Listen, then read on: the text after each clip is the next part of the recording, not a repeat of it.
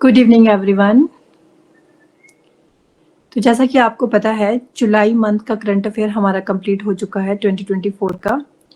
अब हम आज स्टार्ट करने जा रहे हैं अगस्त मंथ। अगस्त मंथ में हम सबसे पहले वीक 1 करेंगे। तो चलो स्टार्ट करते हैं। फर्स्ट क्वेश्चन है, what was the RBI digital payment index RBI DPI value as of March 31, 2024। आपसे पूछा जा रहा है कि जो आरबीआई है, आरबीआई के द्वारा जो डिजिटल पेमेंट इंडेक्स वैल्यू है कितनी थी 31 मार्च 2024 तक। तो वो थी 445.5, 445.5। RBI digital payment index increases across all parameter. तो आरबीआई ये बोल रहा है कि जो आपका डीपीआई है वो इंक्रीज हुआ है जितने भी पैरामीटर्स होते हैं उसके अंडर। समझ लेते हैं इसको। Digital payments across the country registered a 12.6% on-year rise as on March 31st, 2024, according to RBI's index that measures the adoption of online transactions. Digital payment का मतलब है कि आपकी ज़्यादा से ज़्यादा क्या हो रही है, ऑनलाइन ट्रांजैक्शन हो रही है। तो आरबीआई ने बोला है कि जो डिजिटल पेमेंट है अक्रॉस द कंट्री हमारे देश भर में, उसमें देखा गया है कि 12.6% जो है उसमें 31 मार्च 2024 को जब इन्होंने पूरा कंक्लूजन निकाला था ऑल पैरामीटर्स के ऊपर देखे पैरामीटर्स, तो उसके ऊपर इन्होंने असेसिबिलिटी निकाली और ये बोला कि उसमें राइज देखने को मिला है। मतलब कि लोग ज़्यादा से ज़्यादा क्या कर रहे हैं, ऑनलाइन ट्रांजेक्शन कर रहे हैं, तो उसमें ग्रोथ हुई है। RBI's digital payment index stood at 445.5 at the end of March 2024 compared to 395.57 in March 2023. अगर आप कंपैरिजन करोगे, तुलना करोगे, तो मार्च 2023 में कितने थे आपके 395.57 और उसमें ग्रोथ देखने को मिल रही है आपके मार्च 2024 में जब इन्होंने पूरा का पूरा इसको असेस किया तो उसमें था आपका 445.5। तो आपने ये नंबर याद रखना है कि कितना बोला है इन्होंने। The RBI had been publishing a composite Reserve Bank of India's digital payments index RBI DPI since January 1, 2021 with March 2018 as base to capture the extent of digitization of payments across the country. जैसा कि आपको पता है RBI ने जब DPI को लेके आए थे तो उन्होंने यही था कि आपका ज्यादा से ज्यादा क्या होनी चाहिए, डिजिटल पेमेंट होनी चाहिए। तो डीपीआई स्टैंड भी किसको करता है, डिजिटल पेमेंट्स इंडेक्स। तो उसमें आरबीआई ने आपको बताया कि हमने क्या किया, भारत में क्या हुई है, ग्रोथ हुई है। नेक्स्ट क्वेश्चन है question number second, Which country has recorded the world's first ever deaths from the Oropouch virus? एक वायरस है, आपको पता है नए नए वायरस सुनने को मिल रहे हैं। कोविड था, उसके बाद इवोला वायरस था, डिफरेंट वायरस आपको देखने को मिल रहे हैं। तो उसी में से बोला जा रहा है कि एक कोई देश है जहां पे रिकॉर्डेड की है वर्ल्ड की फर्स्ट एवर डेथ। मतलब एक वायरस आया है, वायरस का नाम है ओरोपॉच वायरस और उसकी वजह से उस देश में एक मृत्यु हो गई है, डेथ हो गई है। तो वो कौन है, वो है आपका ब्राजील। ब्राजील कौन से कॉन्टिनेंट में पड़ता है, आपका साउथ अमेरिका के अंदर। अब ओरोपोच वायरस क्या है, Brazil has recorded the world's first ever deaths from Oropouche virus, an unknown disease spread by the bites of infected midges and mosquito. अगर मिजिस और मस्किटो की बाइट से ये जो बीमारी है क्या हो रही है, फैल रही है। इस वायरस को कौन कैरी कर रहे हैं, आपके मस्किटो कर रहे हैं और मिजिस कर रहे हैं।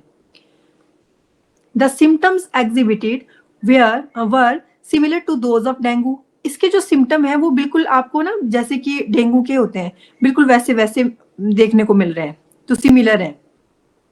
The virus was first discovered in Trinidad and Tobago in 1955 which is transmitted through the bites of midges, although it could be also spread through mosquitoes। जो आपके इंसेक्ट्स हैं, मस्किटो है, मिजिस हैं, तो इनके काटने से क्या हो रहा है, ये वायरस ज्यादा फैल रहा है।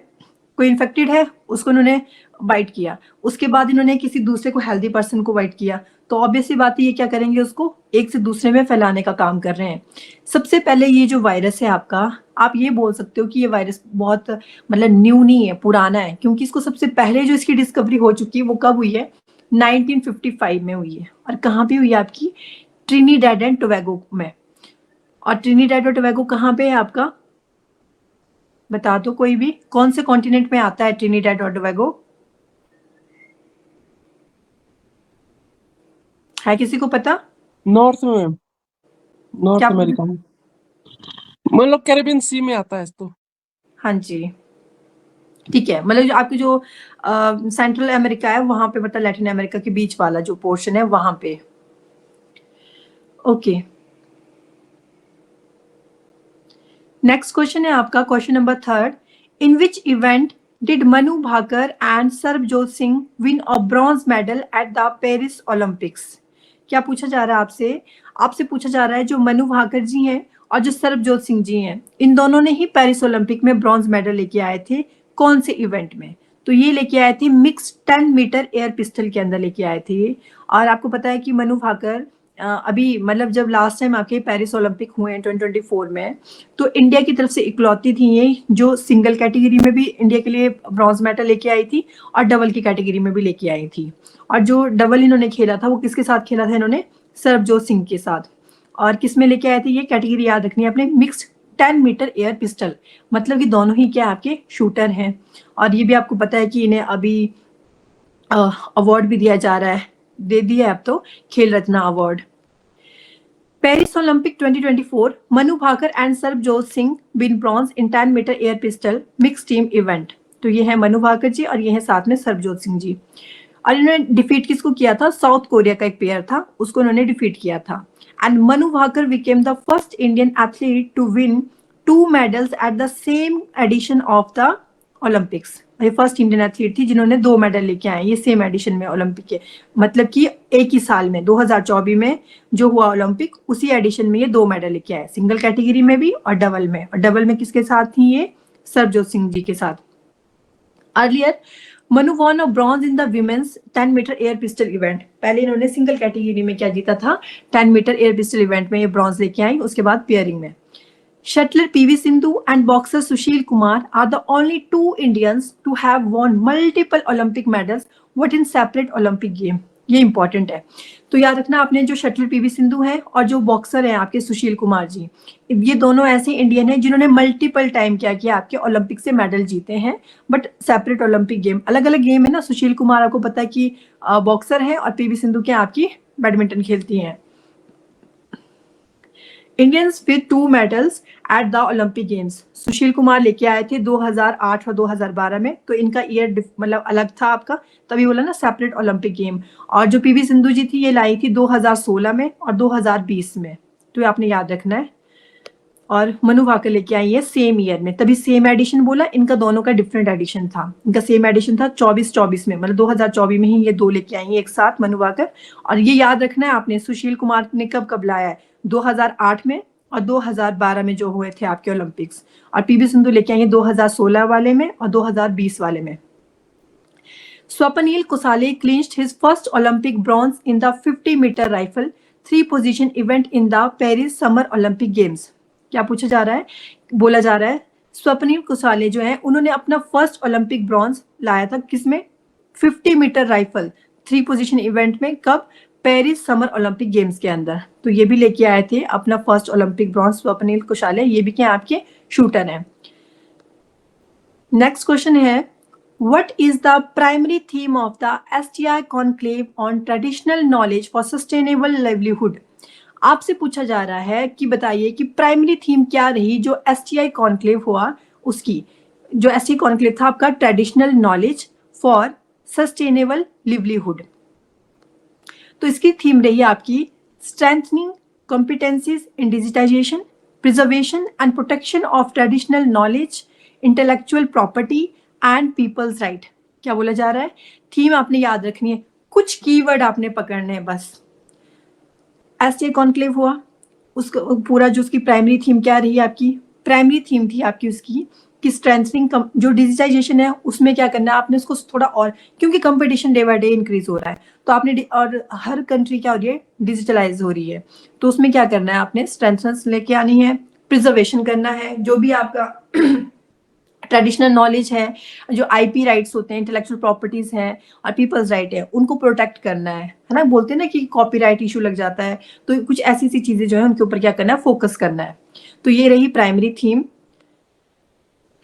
The international science technology and innovation centre for south south cooperation ISTIC under the auspices of UNESCO together with the Council of Scientific and Industrial Research, जो आपका CSIR है, constituents traditional knowledge digital library unit, मतलब जो आपका traditional चीजें हैं, जो पुराना नॉलेज है उसको तो कैरी फॉरवर्ड करना ही करना है, लेकिन साथ ही साथ में जो आपकी मॉडर्नाइजेशन है उसकी तरफ भी आपने क्या करना है, बढ़ना है। मतलब दोनों चीजों को, ऐसा नहीं करना है कि आप न्यू कल्चर न्यू चीजें अडॉप्ट कर रहे हो और साथ में आप पीछे वाली जो पुरानी चीजें हो उनको बिल्कुल ही सोसाइटी से खत्म कर दे रहे हो। दोनों चीजों को कैरी फॉरवर्ड करना है और जो आपका ट्रेडिशनल नॉलेज है उसी को ही आगे क्या करना है, मॉडर्नाइजेशन के साथ क्या करना है, अटैच करना है। तो traditional knowledge digital library unit CSIR TKDL unit New Delhi में है, and CSIR Indian Institute of Chemical Technology CSIR IICT ये हैदराबाद में है। India is organise STI conclave on traditional knowledge for sustainable livelihood New Delhi India. तो बोला जा रहा है कि पूरा एक कॉन्क्लेव हुआ किसके ऊपर, traditional knowledge for sustainable livelihood, और हुआ कहाँ पे, ये न्यू दिल्ली के अंदर हुआ। और इसकी थीम क्या रही, थीम रही strengthening competencies in digitisation, preservation and protection of traditional knowledge and intellectual properties and people's right.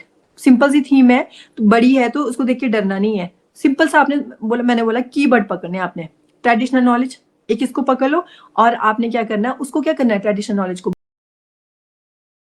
बचाना है, हमने प्रिजर्व करके रखना है ताकि आने वाली जनरेशन भी जान सके उसको और उसका यूज कर सके। तो प्रिजर्वेशन एंड प्रोटेक्शन हो गया ट्रेडिशनल नॉलेज का, और जो भी आपके IP और पीपल्स राइट होते हैं उसका।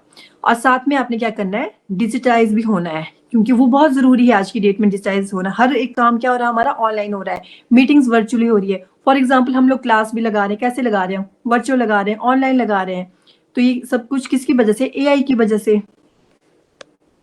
एम क्या रहेगा इसका, to provide a platform for exchange of information on challenges related to traditional knowledge in their countries and learn the best practices being adopted by India and others in safeguarding traditional knowledge।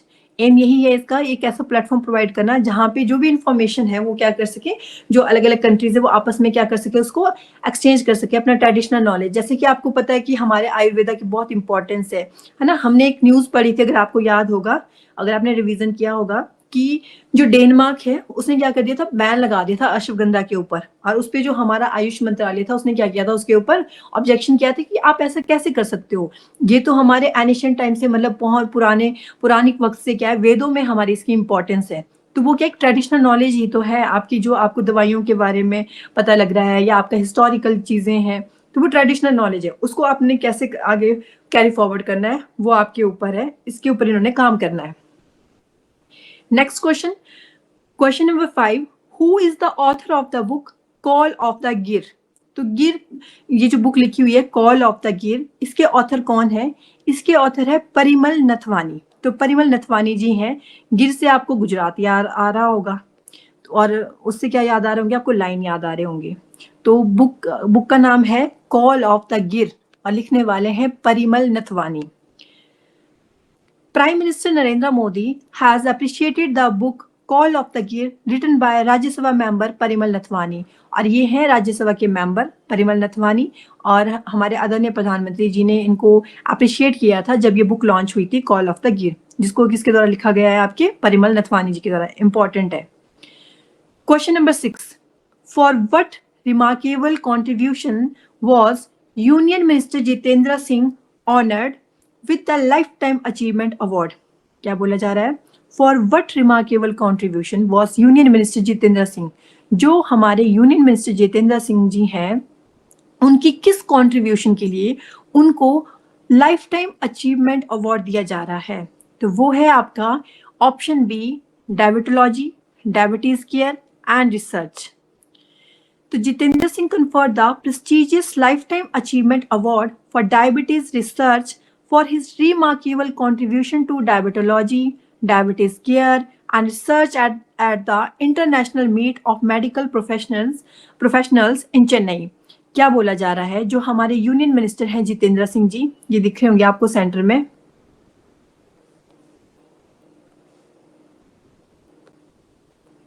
ये हैं जितेंद्र सिंह जी।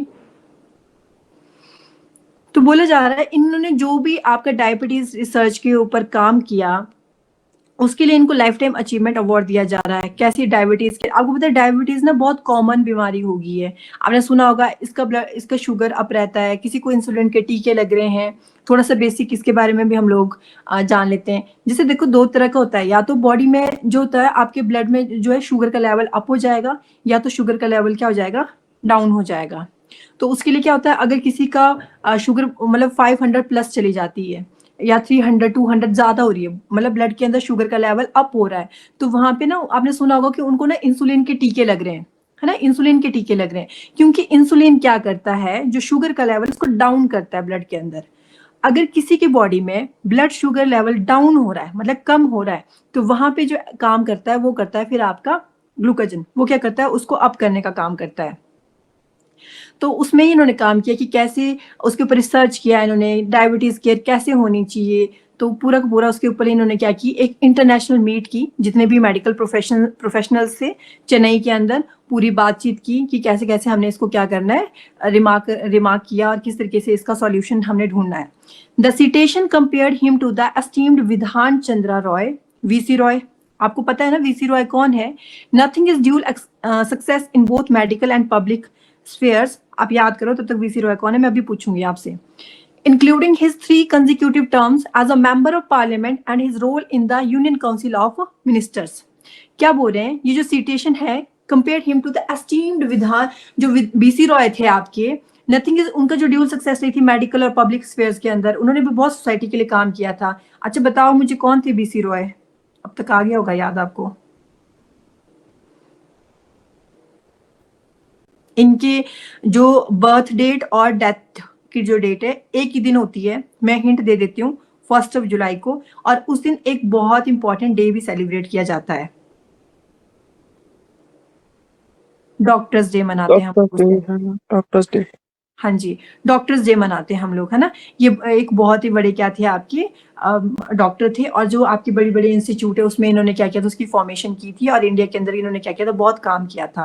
तो ये physician भी थे, Indian physician भी थे आपके doctor BC Roy, और साथ में ये पॉलिटिशियन भी थे। मोस्ट इंपॉर्टेंट चीज जो आपको पता होनी चाहिए, ये वेस्ट बंगाल के सीएम भी रह चुके हैं। ये हमने किया था जब हमने आपका जुलाई का करंट अफेयर किया था, और फर्स्ट वीक में ही कर लिया था, क्योंकि 1 जुलाई को होता है आपका डॉक्टर्स डे, ठीक है। और इनको भारत रत्न भी मिला था। ओके, तो बुरे जो सिटेशन है उसमें क्या किया गया है, compared him to the esteemed VC Roy, nothing is dual success in both medical and public spheres. आपको पता है ना वो मेडिकल फील्ड में भी थे, उसमें भी उनका बहुत बड़ा रोल रहा है, साथ में वो पब्लिक स्फेयर में भी थे। वो आपके क्या थे, पब्लिक सर्वेंट भी थे, आपके पॉलिटिशियन भी थे, सीएम भी रह चुके हैं। Including his 3 consecutive terms as a member of parliament and his role in the Union Council of Ministers। तो वो एमपी भी रह चुके हैं, और उन्होंने बहुत सारे इंपॉर्टेंट रोल भी प्ले किए हैं। Include his role as the lifetime patron of the Research Society for the Study of Diabetes in India, RSSDI, and the country's largest academic association for diabetologists। क्या बोला जा रहा है कि जो जितेंद्र सिंह जी हैं, उन्होंने, अब वो भी तो हैं, देखो आपके एमपी भी हैं वो, साथ में वो सेंटर में मिनिस्टर भी हैं, है ना। तो उन्होंने भी अपनी लाइफ टाइम में क्या किया, डॉक्टर जितेंद्र सिंह जी ने बहुत ज्यादा कंट्रीब्यूशन दिया है, और साथ में उन्होंने डायबिटीज के ऊपर रिसर्च किया, उसके ऊपर उन्होंने मीट भी रखी, तो उसके लिए उनको ये अवार्ड दिया गया। और इनकी एक बुक है, डायबिटीज मेड ईजी। तो डायबिटीज मेड ईजी ये बुक है, आपने याद रखनी है ये। Singh's pioneering work on stress diabetes in Kashmiri migrants received acclaim from the World Health Organization। Most important, बोला जा रहा है जो डॉक्टर जितेंद्र सिंह जी हैं, उनका जो एक बहुत इंपॉर्टेंट वर्क ये रहा कि इन्होंने क्या किया था, जो कश्मीरी माइग्रेंट्स थे उनके ऊपर इन्होंने बहुत काम किया था, जो स्ट्रेस डायबिटीज था उसके ऊपर इन्होंने बहुत फोकस किया था, और उसकी तरफ से इनको WHO से भी क्या मिला था, अप्रिसिएशन मिला था। जो आपका वर्ल्ड हेल्थ ऑर्गेनाइजेशन है उसकी तरफ से भी इनको क्या मिला था, अप्रिसिएशन मिला था। He was instrumental in finalizing the guidelines for management of diabetes in pregnancy, which have been approved by the WHO। तो ये जो भी पूरा का आपके इसमें गाइडलाइन प्रिपेयर की है पूरी, कि कैसे प्रेगनेंसी के दौरान कैसे डायबिटीज को मैनेज करना है, और भी बहुत सारे काम किए हैं, जिसको फाइनली फिर अप्रूवल मिला था WHO के द्वारा भी। तो इसलिए इनको क्या दिया गया है, life time achievement award. Most important है, कोई भी मिनिस्ट्री के द्वारा कुछ भी लॉन्च किया जाता है, कोई बुक रिलीज की जाती है, या फिर उन्हें कोई अवार्ड मिल रहा है ना, वो बहुत ज्यादा इंपॉर्टेंट होता है, वो आपने ध्यान रखना है। Next question number 7। Question number 7 क्या है, who has recently taken charge as chairman and managing director of the Small Industry Development Bank of India, जिसको हम लोग बोलते हैं सिडवी। क्या बोला जा रहा है कि जो चेयरमैन एंड मैनेजिंग डायरेक्टर कौन बन गए हैं आपके अभी हाल ही में सिडवी के। सिडवी की फुल फॉर्म याद रखनी है आपने, small industries development bank of India. तो ये बन चुके हैं आपके मनोज मित्तल जी, ठीक है। तो स्मॉल इंडस्ट्री में अगर काम करना हो ना तो इंसान में ना मित बड़ी होनी चाहिए कि नहीं मेरे को काम करना ही करना है ना, तो मित होनी चाहिए। तो मित्तल जी, तो ऐसे याद रख सकते हो आप, small industries development bank of India के सीएमडी बन गए हैं आपके मनोज मित्तल जी। सिडबी की जो स्थापना है, एस्टेब्लिशमेंट है, वो हुई थी 1990 में by an act of the Indian parliament. किसके द्वारा? जो आपका इंडियन पार्लियामेंट है उसके द्वारा एक्ट आया था, उसके द्वारा इसकी स्थापना हुई थी 1990 में। It is the main financial institution for the development, financing and promotion of the MSME sector. क्या बोला जा रहा है? ये एक मेन फाइनेंशियल इंस्टीट्यूशन है फॉर द डेवलपमेंट, फाइनेंसिंग और प्रमोशन। अगर एमएसएमई सेक्टर जो है आपका, उसके अंदर अगर कुछ भी काम करना है, उसके अंदर उसको डेवलप करना है और उसको क्या करना है, आपका फाइनेंसिंग करनी है उसको या उसकी प्रमोशन करनी है, तो पूरा का पूरा आपका कैसे, मतलब उसमें जो मेन एक फाइनेंशियल इंस्टीट्यूशन की तरह काम करता है, तो वो कौन करता है? आपका सिडबी करता है। तो एमएसएमई के बारे में भी आपको पता ही होना चाहिए कि एमएसएमई का क्या रोल प्ले है ना। आपको पता है कि जो छोटे छोटे आपके प्रोजेक्ट्स होते हैं, ज़्यादा छोटे भी नहीं बट हाँ, micro small and medium enterprises इसकी फुल फॉर्म होती है, कि जो भी इसके अंडर आपके प्रोजेक्ट्स होते हैं। एक तो अच्छा, किसी को पता है कुछ थोड़ा सा भी इसके बारे में, एमएसएमई के बारे में?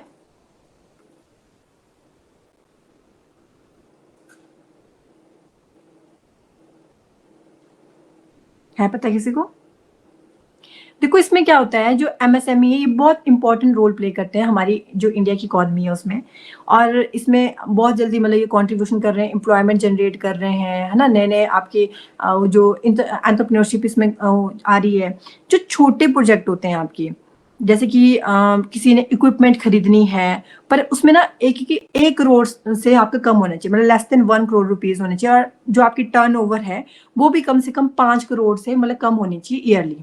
तो आपको क्या किया जाएगा? इन्वेस्ट दिया जाएगा। और वो वाला बिजनेस, कोई ऐसा बिजनेस जिसमें आपकी पूरी जो मशीनरी है, इक्विपमेंट वगैरह है, वो है कम से कम 1 करोड़ रुपए से नीचे की, और आपका साल का जो पूरा का पूरा टर्नओवर हो रहा है वो कम से कम हो रहा है आपका 5 करोड़ से नीचे, तो वहां पे उसको कंसीडर किया जाता है एमएसएमई के अंडर। और वहां पे क्या किया जाता है, जो आपका सिडबी है वो क्या करता है? फाइनेंशियल एड भी देता है। अगर किसी को कोई भी एमएसएमई के अंदर किसी का कोई अपना बिजनेस या अपना कोई भी नया बिजनेस शुरू कर रहा है या एंटरप्रेन्योरशिप कर रहा है, तो वो क्या कर सकता है? स्टार्टअप कर रहा है, तो वो उसको एड मिल जाती है आपकी किससे? सिडबी से। सिडबी एक रेगुलेटरी बॉडी है under the ministry of finance and government of India. ये याद रखना, ये पूछा था कि कैसी बॉडी है, तो सिडबी कैसी है? एक रेगुलेटरी बॉडी है। और कौन सी मिनिस्ट्री के अंदर आती है ये? Ministry of finance and government of India. तो मिनिस्ट्री ऑफ फाइनेंस के अंडर आती है, जो वित्त मंत्रालय है हमारा उसके अंडर आता है, और एक रेगुलेटरी बॉडी है। और हेडक्वार्टर कहाँ पे है इसका? लखनऊ यूपी में। बहुत इंपॉर्टेंट है। कब फॉर्म हुई थी? 1990 में एस्टेब्लिश हुई थी। एक एक्ट आया था इंडियन पार्लियामेंट में, और ये क्या करती है? एक फाइनेंशियल इंस्टीट्यूशन की तरह काम करती है, और एक रेगुलेटरी बॉडी है। और कौन सी मिनिस्ट्री के अंडर आती है? फाइनेंस मिनिस्ट्री के अंडर आती है। हेडक्वार्टर कहाँ पे है सिडबी का? लखनऊ यूपी के अंदर। और कौन बन गए हैं इसके CMD? Manoj Mittal. Next question, which country won the women's T20 Asia cup 2024? आपसे पूछा जा रहा है कौन सा देश है जिसने 2024 में जो विमेन का T20 एशिया कप हुआ उसको जीता है? तो वो किसने जीता है? आपका श्रीलंका ने जीता है। 9th women's Asia Cup final 2024, Sri Lanka beat India in finals. तो ये आपने याद रखना है, श्रीलंका ने किसको हराया है? इंडिया को हराया है। और कौन से नंबर का हुआ है आपका एशिया कप फाइनल? ये हुआ आपका 9th नंबर का वुमेन कैटेगरी में। The host Sri Lankan women's cricket team lift their medal women cricket Asia Cup. मतलब कि जो आपका ये विमेन क्रिकेट एशिया कप हो रहा था, इसको होस्ट करने वाली कंट्री भी श्रीलंका थी और जीतने वाली भी श्रीलंका रही। India is the only team that has played in the finals of all the Asia Cups and has been the most successful team within 7 title wins. पूरे भारत इकलौती एक ऐसी टीम है जिसने क्या किया, प्ले किए हैं, फाइनल्स खेले हैं, आपके हर जितने भी एशिया कप हुए हैं उसके फाइनल खेले हैं हमने। मतलब कि जो आपकी विमेन की बात की जा रही है यहाँ पे, जो विमेन कैटेगरी के जितने भी एशिया कप हुए हैं तो वो उसमें सारे में हमने फाइनल जीते हैं, सॉरी खेले हैं, और लगभग हमने 7 टाइटल जीते भी हैं। तो अब आप आइडिया लगा ही सकते हो, देखो 9 हुए, 9 में से तो 7 हमने जीते हैं, तो मतलब 2 ही हमने लूज किए, एक आपका ये 9th नंबर का और एक हमने बीच में कोई और लूज किया होगा। तो 9th नंबर का श्रीलंका जीत गया और इंडिया हार गया। प्लेयर ऑफ द सीरीज कौन रही? चमारी अथापाथु। तो ये रही आपकी player of the series, important है। नेक्स्ट क्वेश्चन है, who has been conferred the V Venkayya epigraphy award for 2024? तो आपको पूछा जा रहा है जो वी वेंकैया एपिग्राफी अवार्ड है 2024 के लिए, वो किसने जीता है, वो किसे दिया गया है? तो इसका आंसर है डॉक्टर वी वेदाचलम। तो ये आपने याद रखना है कि किसने जीता है, ये जीता है आपका डॉक्टर वी वेदाचलम ने। देखो एपिग्राफी क्या होता है, जो एपिग्राफर होते हैं, जो आपके ये जो पूरा लेख होते हैं, अभिलेख होते हैं, उनके ऊपर काम करते हैं, तो वो होती है एपिग्राफी। तो वी वेंकैया एपिग्राफी अवार्ड 2024 का किसने जीत लिया है? ये जीता है आपका डॉक्टर वी वेदाचलम ने। तो ये है doctor V Vedachalam ji. V. Vedachallam, an eminent Tamil epigrapher and historian, has been conferred the V. Venkaiah Epigraphy Award for 2024. Important है। जो V. वेदाचलम जी हैं, देखो अवार्ड आप ऐसे भी ना थोड़ा सा अगर ट्रिक रखनी हो आपने दिमाग में को रिलेट करने के लिए, अवार्ड का नाम देखो क्या है, अवार्ड का नाम है वी वेंकैया एपिग्राफी अवार्ड, मतलब कि वी वेंकैया, वी आ रहा है। और आप ये देखो जो जिनको ये मिला है, जिनको ये प्राइज मतलब जिन्होंने जीता है, उनका नाम भी वी आ रहा है, वी वेदाचलम। तो अगर ऐसे आप को रिलेट करोगे तो भी जल्दी आपको मतलब कि ऑप्शन पे पता लग जाएगा और आप राइट आंसर पे टिक करके आ जाओगे। दूसरी बात, ये एपिग्राफर तो है लेकिन कहाँ के हैं? ये तमिल एपिग्राफर है, ये आपने याद रखना है, ये तमिल एपिग्राफर भी हैं और हिस्टोरियन भी हैं। The award named after V Venkaiah, the first Indian chief epigraphist to the government of India. ये जो अवार्ड का नाम हमने अभी अभी पढ़ा कि वी वेंकैया है आपका एपिग्राफी अवार्ड, तो जो वी वेंकैया के नाम पे ही इस अवार्ड का नाम पड़ा है, जो भारत के पहले मतलब कि फर्स्ट इंडियन चीफ एपिग्राफिस्ट थे गवर्नमेंट ऑफ इंडिया के अंदर। तो ये आपने ध्यान रखना है। An epigraphist is a specialist in the study of inscriptions or writings engraved on stone, metal, wood or other materials. They are also known as epigraphers. एपिग्राफिस्ट क्या होता है? ये एक ऐसा स्पेशलिस्ट है जो स्टडी करते हैं इंस्क्रिप्शंस की। जैसे हम पढ़ते हैं ना, हिस्ट्री में पढ़ते हैं पूरा लेख, अभिलेख, शिलालेख, है ना, या फिर आपकी स्टोन इंस्क्रिप्शंस होगी, और वो आपका ब्रॉन्ज पढ़ते हैं हम, ताम्र पत्थर, उसके ऊपर वो कुरेद करके लिखते थे, क्योंकि पुराने जमाने में तो होते नहीं थे आपकी की कॉपी किताब है, पेन है, पेंसिल है और उससे आप लिख रहे हो, तो ऐसा नहीं होता था। तो उस टाइम क्या करते थे, वो स्टोन के ऊपर कुरेद के लिख रहे थे या फिर मेटल्स के ऊपर लिखते थे। तो एपिग्राफिस्ट वो होते हैं, ये पूरा लेखी होते हैं, जो क्या करते हैं, जो भी आपके इंस्क्रिप्शंस हैं, आपके जो अभिलेख हैं, पूरा लेख हैं, उनकी स्टडी करते हैं, चाहे वो स्टोन के ऊपर है, चाहे मेटल के ऊपर है, चाहे लकड़ी के ऊपर है, या किसी भी मटेरियल के ऊपर है। इसीलिए इनको एपिग्राफर्स बोला जाता है। तो ये क्या है आपके, ये भी एपिग्राफर हैं और इन्हें यह अवार्ड दे दिया गया है। नेक्स्ट क्वेश्चन है, question number 10, which sport is Ashwini Ponnappa associated with? Ashwini Ponnappa बहुत फेमस है, आप सबने उनका नाम सुना होगा। आपसे पूछा जा रहा है कि वो कौन से खेल से संबंध रखते हैं, तो वो रखते हैं बैडमिंटन से। एक चीज और देखो, जो प्लेयर्स होते हैं ना, प्लेयर के बारे में आपने कुछ चीजें याद रखनी है। कोई भी अगर जीत रहा है, कोई रेसिंग में जीत रहे हैं, या फिर जैसे हमने अभी मनु भाकर जी पढ़ी, तो आपसे पूछा जाएगा बताइए वो कौन से खेल से संबंधित है ना, वो तो बहुत इंपॉर्टेंट हो गई हैं आपकी, क्योंकि 2024 में वो 2 मेडल ले आई हैं, सिंगल कैटेगरी में भी और डबल में भी वो सरबजोत सिंह जी के साथ लेके आई हैं।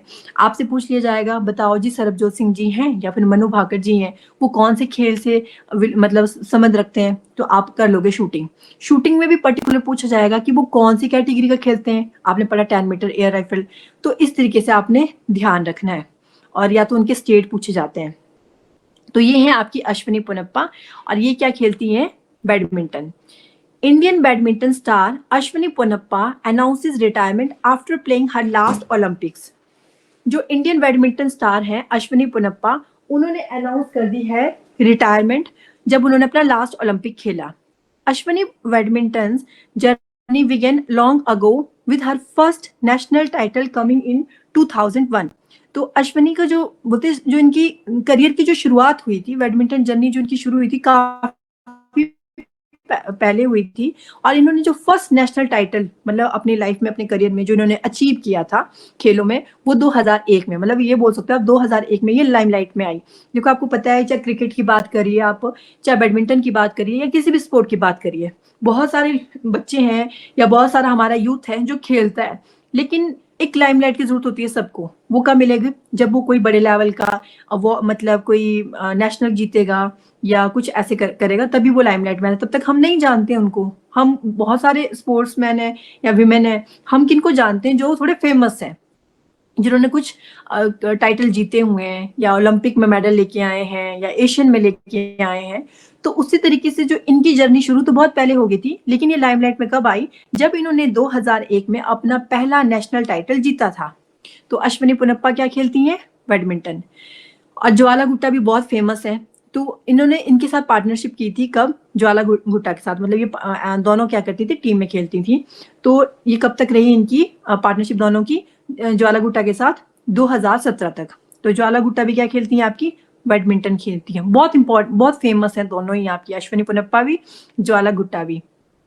ज्यादातर हम लोग ना मोस्टली बच्चे साइना नेहवाल को ही जानते हैं, लेकिन आपको पता बहुत सारे प्लेयर्स हैं ऐसे, तो वो भी बैडमिंटन से ही है.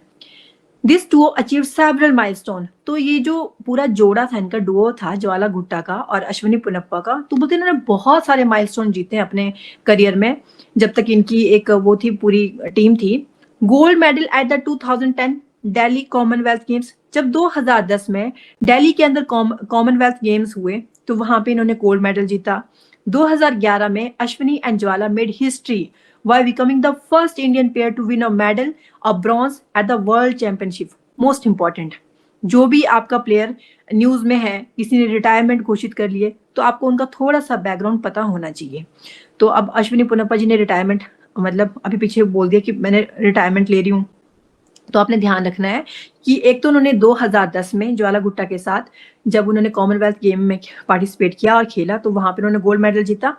दूसरी सबसे इंपॉर्टेंट चीज, 2011 में उसके अगले साल ही उन्होंने वर्ल्ड चैंपियनशिप में क्या किया? पार्टिसिपेट किया दोनों ने, और वो पहला इंडियन पेयर बन गए ये दोनों ही जिन्होंने मेडल जीता था. जीता ब्रॉन्ज मेडल था, लेकिन किसमें जीता था? वर्ल्ड चैंपियनशिप में. Ashwini and Jwala competed together in 2 Olympic. इन दोनों ने कम्पीट किया है टुगेदर आपके 2 ओलंपिक में, एक तो 2012 का और दूसरा 2016 का. तो आपने याद रखना है ये. नेक्स्ट क्वेश्चन है question number 11. Which country assumed the chairmanship of the Asian Disaster Preparedness Center for the 2024-25 period? क्या पूछा जा रहा है?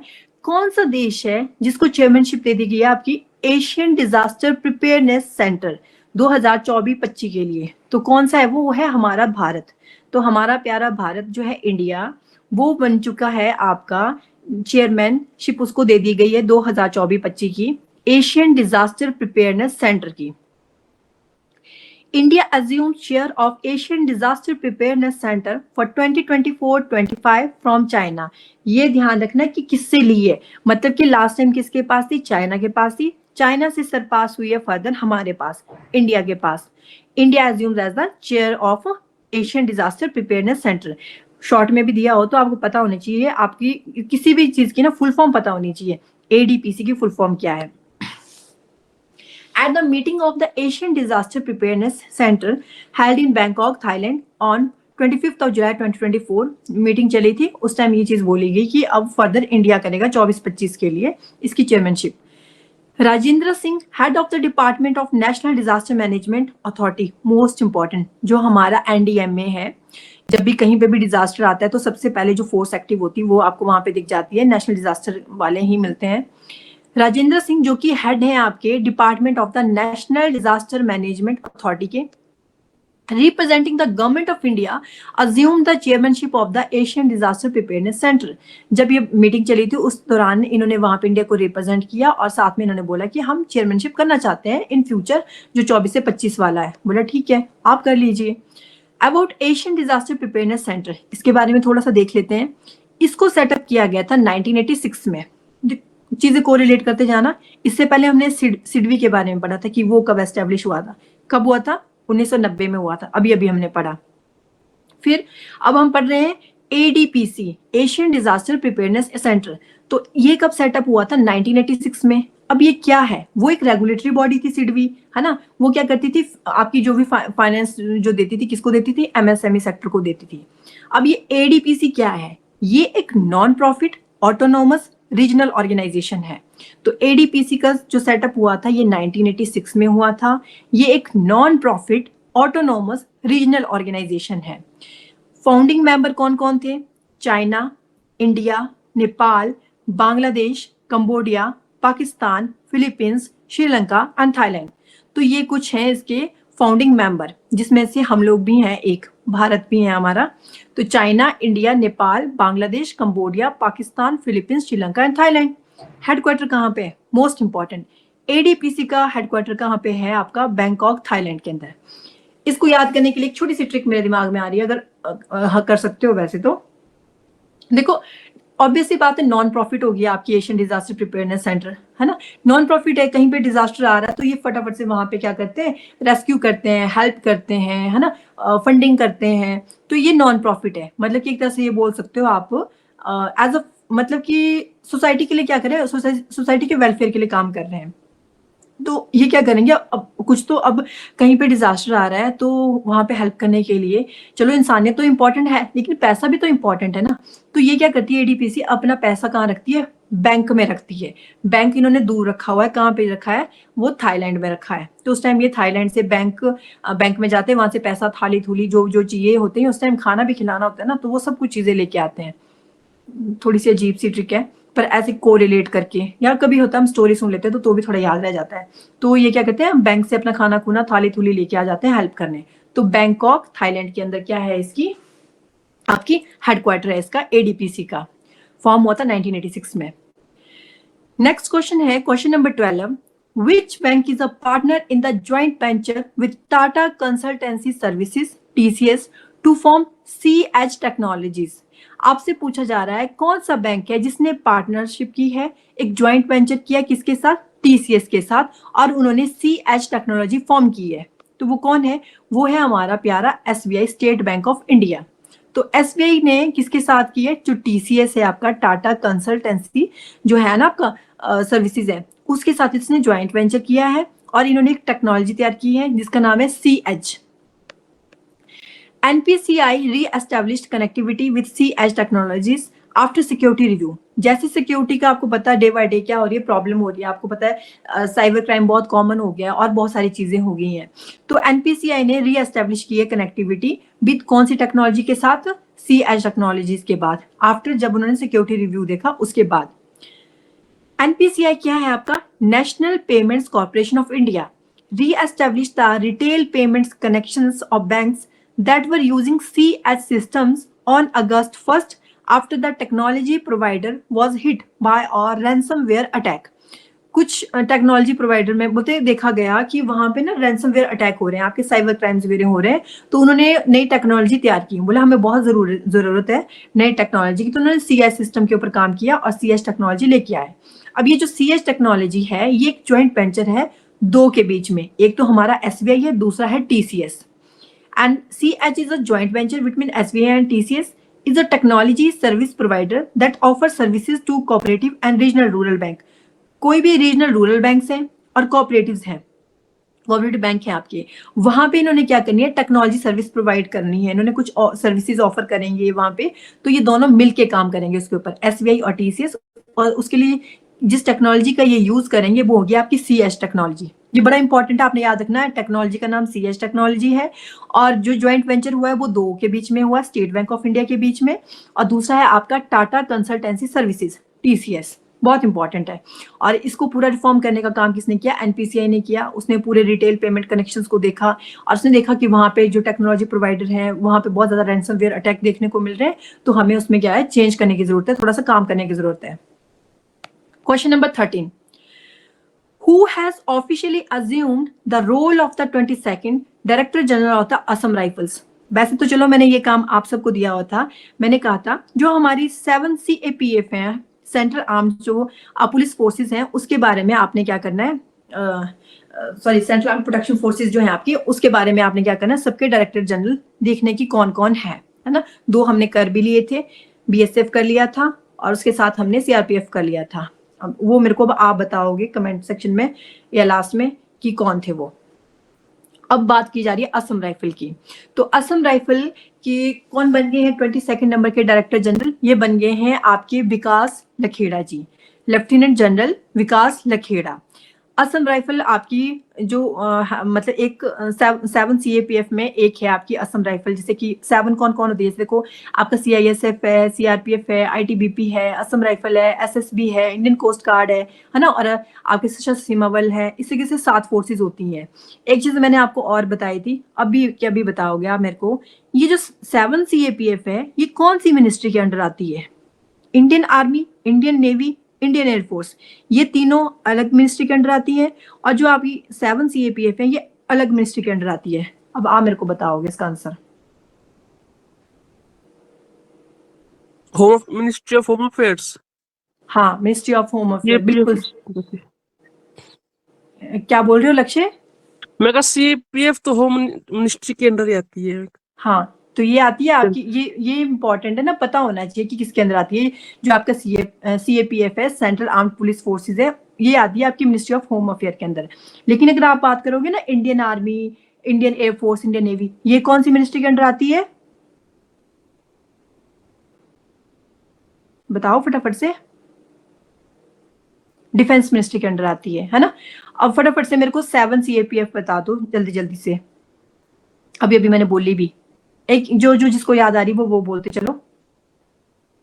BSF, BSF, CISF, CISF, ITBP, ITBP, Assam NSG, rifle, CRPF, ठीक है, असम राइफल, NSG, ठीक है, SSB, CRP।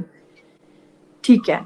तो 7 होती है आपकी, कौन कौन सी होती है? NSG होती है, उसके बाद असम राइफल होती है, BSF होती है, CRPF होती है, CISF होती है ना, SSB होती है, और आपकी ITBP होती है। ठीक है, वैसे तो मैंने आपको ये भी बताया था जब हमने लास्ट वीक जुलाई का किया था, तो हमने वहां पे देखा था और आपको बताया भी था कि कहाँ पे कौन बैठता है। तो ये भी अब आपके लिए होमवर्क है, अगर आपको याद है तो मतलब ये कमेंट सेक्शन में आप लिख लेना कि कौन सी फोर्स कहाँ पे बैठती है ना। ठीक है, तो असम राइफल के आपके 22 नंबर के डायरेक्टर जनरल कौन बन गए हैं? लेफ्टिनेंट जनरल विकास लखेड़ा जी। तो ये अब असम में क्या करेंगे, राइफल लेके ना, मतलब ये क्या कर रहे हैं, वहां का विकास कर रहे हैं। और लकीर बोलते हैं ना, लकीर, तो ये क्या कर रहे हैं, राइफल से ना लकीर बना रहे हैं असम में।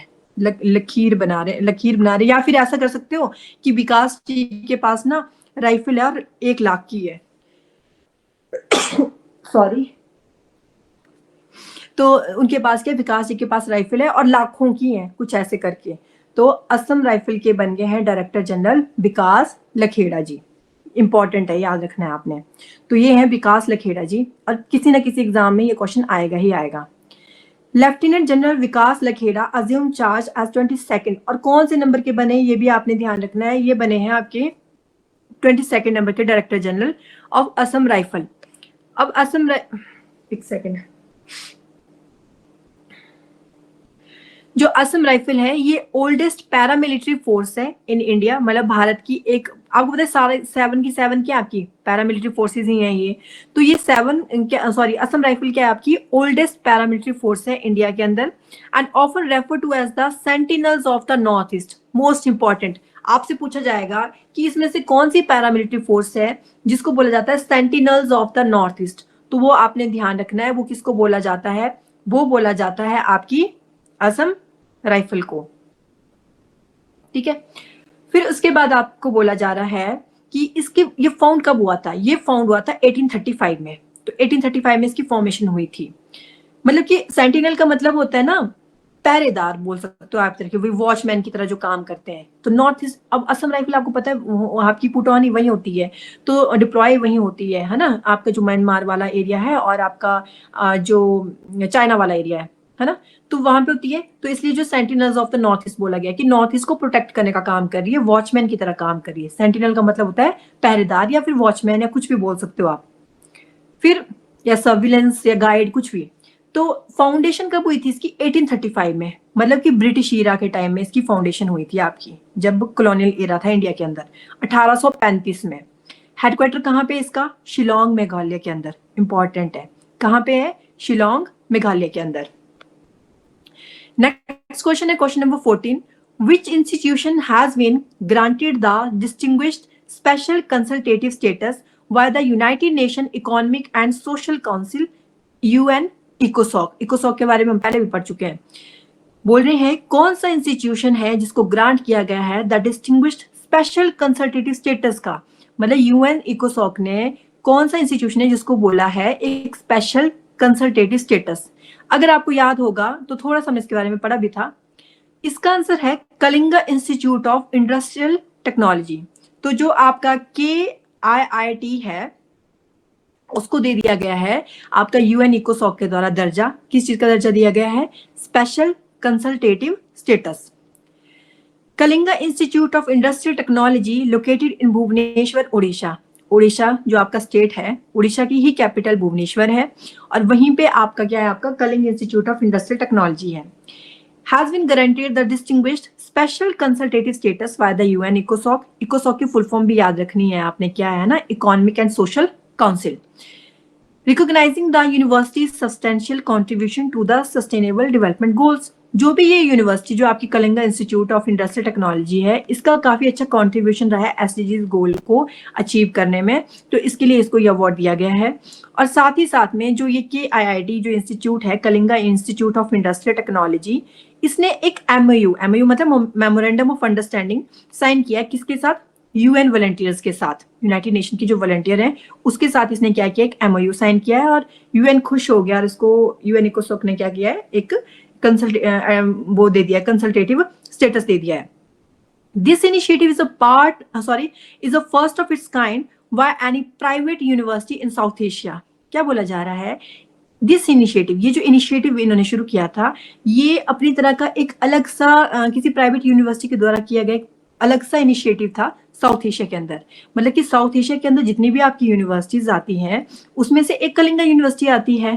तो कलिंगा यूनिवर्सिटी पहली बन गई है साउथ एशिया से जिसने इस तरीके का एक इनिशिएटिव शुरू किया था कि SDG गोल को अचीव करने में हम हेल्प करेंगे।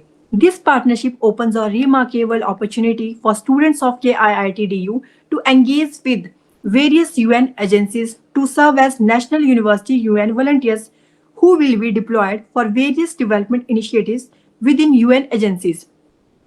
क्या बोला जा रहा है कि ये जो पार्टनरशिप है इसने एक बहुत ही अच्छी अपॉर्चुनिटी, जो भी आपके कलिंग जो ये इंस्टीट्यूट ऑफ इंडस्ट्रियल टेक्नोलॉजी है, यहाँ पे जो भी बच्चे हैं, स्टूडेंट्स हैं, उनको एक बहुत अच्छी अपॉर्चुनिटी मिली कि वो UN एजेंसी के साथ क्या कर सके? एंगेज कर सके।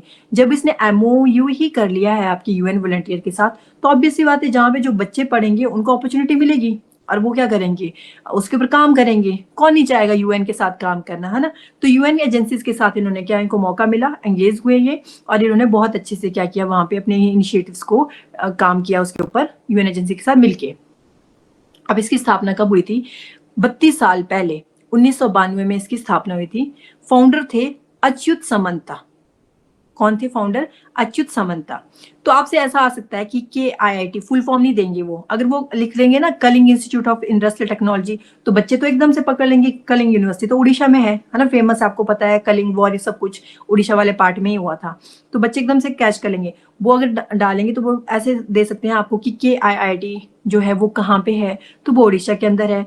उसको अभी क्या दिया गया है? UN इकोसॉक के द्वारा कंसल्टेटिव स्टेटस दिया गया है। उसने क्या किया है? उसने UN वॉलंटियर के साथ MOU साइन किया है। अच्छा, KIIT न्यूज में थी, एग्जामिनर बोलेगा, पूछ लेते हैं कि कब एस्टेब्लिश हुआ था, तो 1992 में। या फिर इसका फाउंडर कौन था? अच्युत सामंत ना। सामंत लोग ही कलिंग जैसे इंस्टीट्यूट में पढ़ सकते हैं, ऐसे कोई भी नहीं पढ़ सकता है, तो कुछ ऐसा करके आप याद रख सकते हो, अच्युत सामंत। नेक्स्ट क्वेश्चन है, who is the author of the book India's at the rate 100 envisioning envisioning tomorrow's economic powerhouse. क्या बोला जा रहा है? एक बुक का नाम दिया है India at the rate 100 envisioning tomorrow's economic powerhouse. बहुत अच्छी बुक है कि इंडिया एट द रेट 100, और वो भी आपका आगे का जो इकोनॉमिक पावर हाउस है उसके ऊपर किसी का विजन क्या है, मतलब कल का. तो ये लिखी गई है प्रोफेसर केवी सुब्रमण्यन के द्वारा. Professor K V Subramanian. बुक आती है एक ना एक. और पहले पता क्या होता था, अब आपको पता है ये पैटर्न चेंज हो गया है. आप बोलोगे बार बार रिपीट कर रही हूँ. मैं रिपीट इसलिए कर रही हूँ क्योंकि मेरे दिमाग में कुछ क्वेश्चंस आ रहे हैं.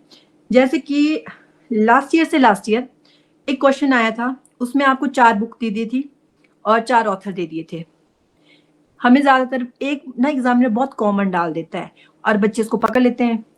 और नीचे ऑप्शन क्या दी हुई थी, ओनली 1 and 2 या फिर 2 and 3 इस तरीके से. और फिर होता है कि हम नहीं कर पाते हैं. अगर तो मैच द फ्लोइंग आ जाए तो कभी होता है कि एलिमिनेशन से आपने एक निकल गया, और मान लो कि यही बुक दी थी आपके पास और ऑप्शन में दिया था प्रोफेसर केवी सुब्रमण्यन ए नंबर पे और बुक दी थी 3rd नंबर पे, तो ए का 3, तो सिर्फ एक ऑप्शन में है.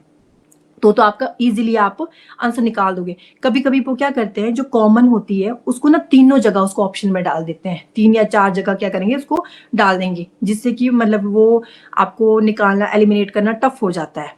तो कम से कम 2-3 मतलब कि कोशिश करना कि बुक्स एंड ऑथर्स जो भी होंगे ना उनको अच्छे से कवर करना, ट्रिक्स की हेल्प से करना, तभी वो लंबे टाइम तक याद रहेंगे. तो अब 4 ये समझो कि आपकी 4 किताबें आएंगी आपकी पेपर में, एक नहीं आएगी, क्योंकि 4 किताबों से एक क्वेश्चन बनेगा, मैच द फ्लोइंग करके या फिर एलिमिनेशन वाला सिस्टम करके. तो India at the rate 100 envisioning tomorrow's economic powerhouse. तो इसके ऑथर कौन है, प्रोफेसर केवी सुब्रमण्यन. देखो सुब्रमण्यन नाम में ही क्या है, मनी आ रहा है, सुब्रमण्यन है ना. सुबह सुबह मनी, जिसके पास सुबह उठते ही मनी आ जाए ना, उसको तो ऑटोमेटिकली क्या होगी, उसकी इकोनॉमी भी बूस्ट होगी और वो उसमें वो एनर्जेटिक रहेगा, उसका घर पूरा एनर्जी से फुलफिल हो जाएगा, है ना. तो इकोनॉमिक पावर हाउस, तो ऐसे कुछ मतलब आप कोरिलेट करके कर सकते हो. पूरा नाम क्या है इनका, कृष्णमूर्ति सुब्रमण्यम. तो इनकी ये बुक है. और उसके बाद है पीयूष गोयल लॉन्चेस. इंपॉर्टेंट है, लॉन्च करने वाले इंसान भी बहुत इंपॉर्टेंट है.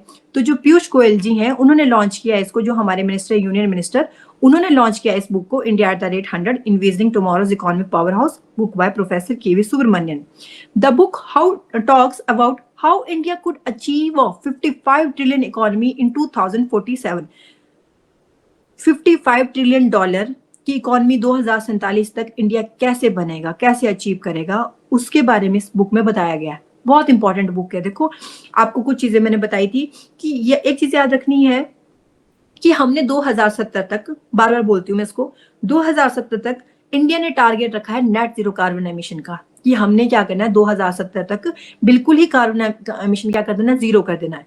उसी तरीके से इंडिया ने एक टारगेट रखा है कि 2047 तक, बहुत इंपॉर्टेंट है, 2047 तक हमने $55 ट्रिलियन की इकोनॉमी अपने देश को बनाना है.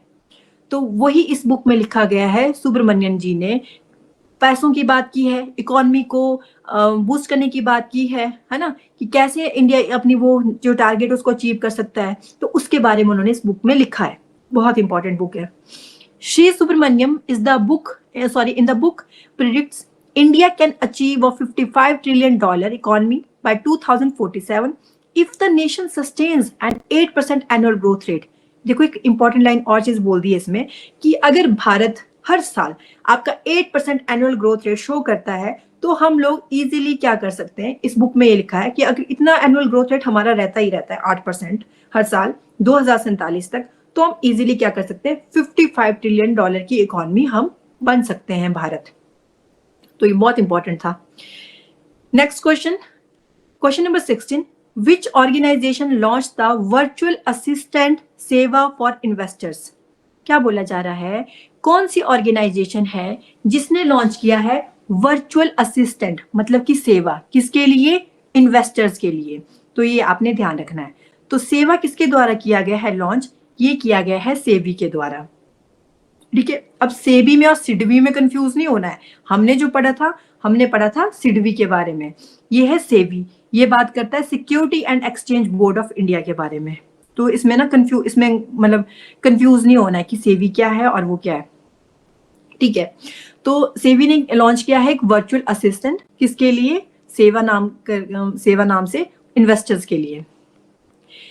The Security and Exchange Board of India (SEBI) has started its virtual assistant Seva, an artificial intelligence-based conversation platform for investors.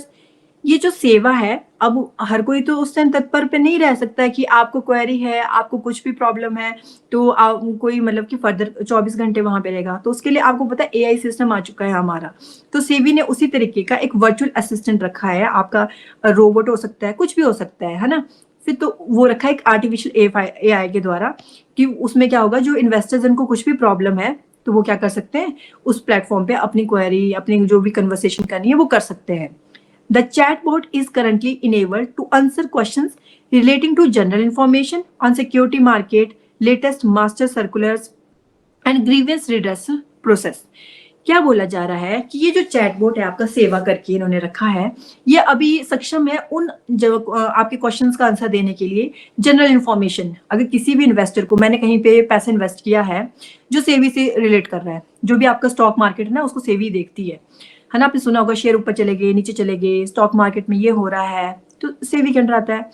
तो इसमें क्या बोला गया है कि अगर आपको कोई भी सिक्योरिटी मार्केट से रिलेटेड कोई इन्फॉर्मेशन जाननी है तो आप सेवा के ऊपर जाइए, जो आपका एक क्या है, वर्चुअल असिस्टेंट है।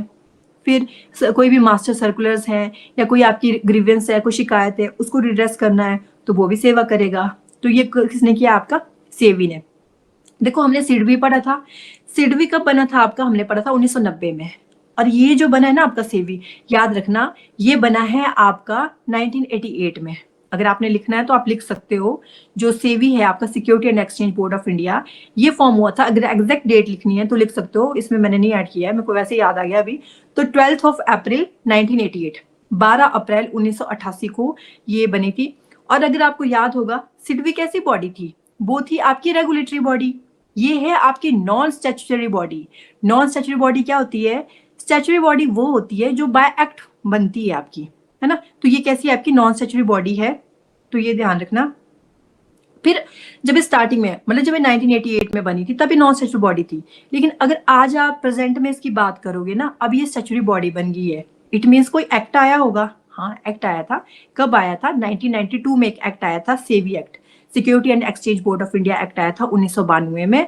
और उस टाइम जो है आपकी सेवी बन गई थी स्टैट्यूटरी बॉडी। तो ये आप लिखना है, आपने तो लिखाना है तो मैं लिखा देती हूँ कि लिख लिया आपने? हो गया मैम, लिख लिया। लिख लिया, ठीक है। Okay. ठीक है, आज हम 16 ही क्वेश्चन करते हैं ना, टाइम भी हो गया, बाकी हम नेक्स्ट करेंगे। और मेरी कोशिश रहेगी कि 3 दिन के अंदर हम आपका जो फर्स्ट वीक है उसको कंप्लीट कर लें। बाकी एचपीजी के तो आपका काम ही नहीं, मैम करवा ही रहे हैं। और बाकी जो अलग से हैं वो हम लोग मतलब ऑफलाइन क्लासेस में कर ही रहे हैं। तो नेक्स्ट कल करते हैं, ठीक है।